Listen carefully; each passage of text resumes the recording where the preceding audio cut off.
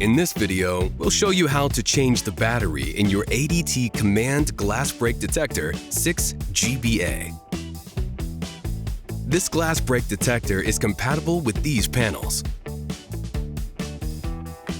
and requires one 3-volt CR123A battery, available for purchase on myadt.com. You'll know it's time to replace the battery when you receive a low battery message on your system panel, touchscreen, or in your control app. Now, let's get started.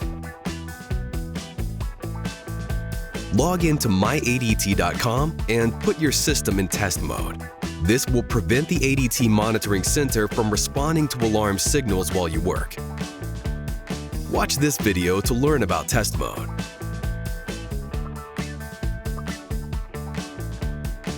Disarm your system at your command panel or your touchscreen.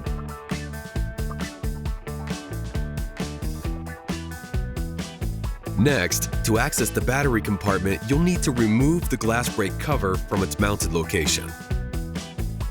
To remove the cover, twist it 15 degrees counterclockwise until it separates from the backplate. You may hear a tamper tone or see an error message on the panel. Don't worry, this is normal. Now that you have access to the battery compartment, remove the used battery. Wait 10 seconds. Then insert the new battery. Make sure it's placed in the device correctly, with the positive end pointing toward the plus sign inside the device.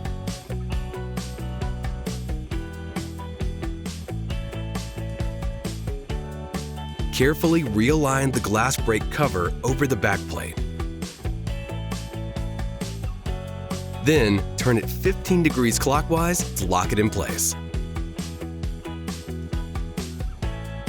To clear the tamper alert and stop the beeping, go to your command panel and enter the appropriate code for your panel.